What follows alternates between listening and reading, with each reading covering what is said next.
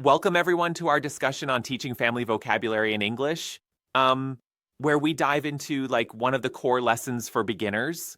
I'm excited. Yeah, I'm really excited. It's such a relatable topic. Right, so the lesson starts off with an intro that immediately draws in learners by bringing up family, which is, something everyone can relate to. Absolutely. And family is like the cornerstone, isn't it? The idea of discussing your immediate family helps learners build their vocabulary, Exactly. It goes into immediate family vocabulary first with words such as mother and father, and even alternatives like mom and dad. right? Yep, and then it introduces brother and sister. Very straightforward. I mean, these are our first words when we talk about our family. Right. And then it builds on that by including extend family like grandmother and grandfather or grandma and grandpa. Yeah, I like how it links to multi-generational learning. Exactly, it's a natural step that lets learners connect familial relationships in English without feeling, overwhelmed. Now jumping into part 2.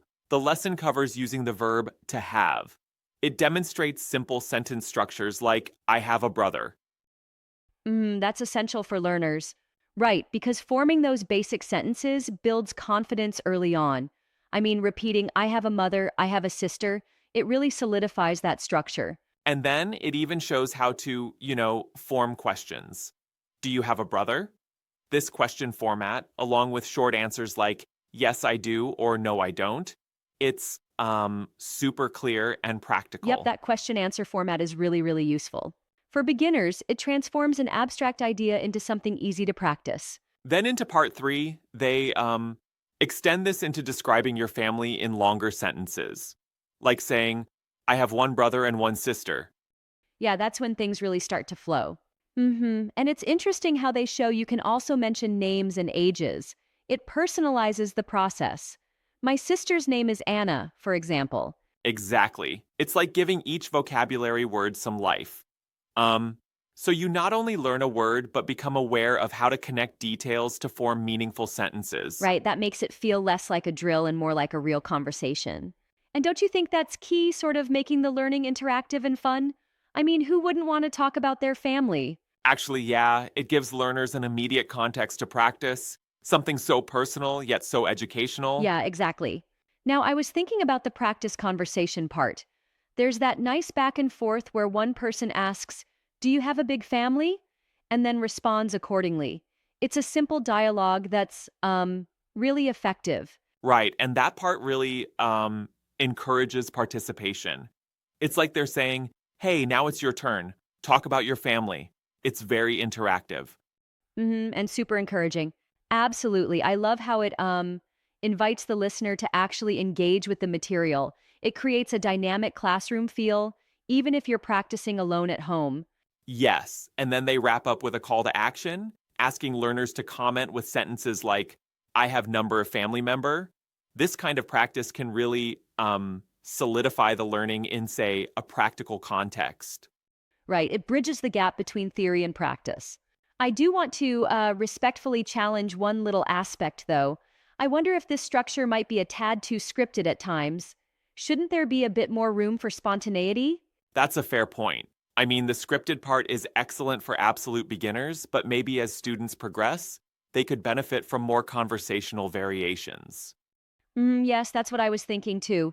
So, along those lines, maybe after mastering these basics, there could be an extension where learners improvise their dialogues. Exactly. Like, add in details about cultural celebrations or unique family traditions to make it more vivid. Yeah, that'd definitely help, right? And speaking of vivid, I love how the lesson uses pauses for practice. It gives clear signals, like pause for 3 seconds, ensuring learners have time to repeat words. Those pauses are golden for practicing pronunciation. Yeah, those built in pauses are a neat teaching trick. It's somewhat like a teacher giving you, just enough time to think and speak. Right, and the overall structure intro, vocabulary, sentence building, then conversation practice flows logically. It's like you first learn the parts, then assemble the whole. Absolutely, very methodical. And that method really mirrors natural language acquisition. Like, remember how as kids we learned to say mom and dad before forming full sentences? Exactly. Yeah, it's a beautifully layered approach from simple to complex. Plus, the lesson is free of overwhelming grammar rules. It all revolves around simple vocabulary and the verb to have, which is a solid building block for any Right? language Keeping it learner. simple is key. And the focus on everyday interactions, like talking about family, makes it super relatable. It's not just reciting vocabulary, it's about saying something you care about. Mm-hmm. It becomes personal and practical. Also, I appreciated the warm, encouraging tone set by the voices, which really makes learners feel supported. Yep, that friendly vibe is essential. I think that tone, combined with clear pacing, helps reduce the anxiety of speaking in a new language. Absolutely.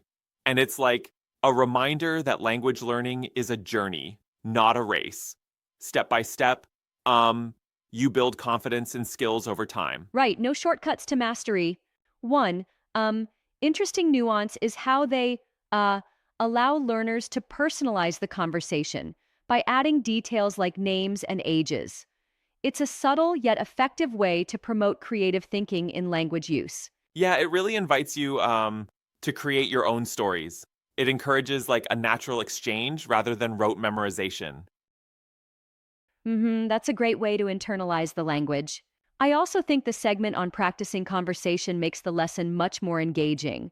It simulates a real dialogue, even if it's just a short back and forth sample. Precisely. It provides a safe space for beginners to practice thinking in English.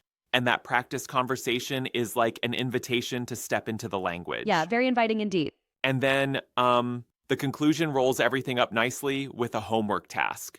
Encouraging listeners to write in the comments, it further pushes them to use the language actively. Turning learning into an interactive journey. It's like the perfect blend of instruction and encouragement. Overall, the lesson is um, an excellent resource for beginners. It combines well paced sections, interactive elements, and engaging examples that, really drive home the basics of family Right? It's vocabulary. accessible and inviting for anyone starting out. I think future lessons could build on this template by introducing more conversational nuances, but for its purpose, it's spot on. Indeed, it's a foundational piece that sets learners on a path to more advanced language practice. Yeah, absolutely. Thanks for this insightful chat. It really brings out the strengths and potential improvements of this lesson plan on discussing family. Thanks for joining me. And if you're looking to build your English skills in a fun and practical way, this approach is truly a go to Yep, a resource. great starting point for any English learner. Till next time, keep practicing and talking about what matters, your family. Goodbye, everyone, and happy learning.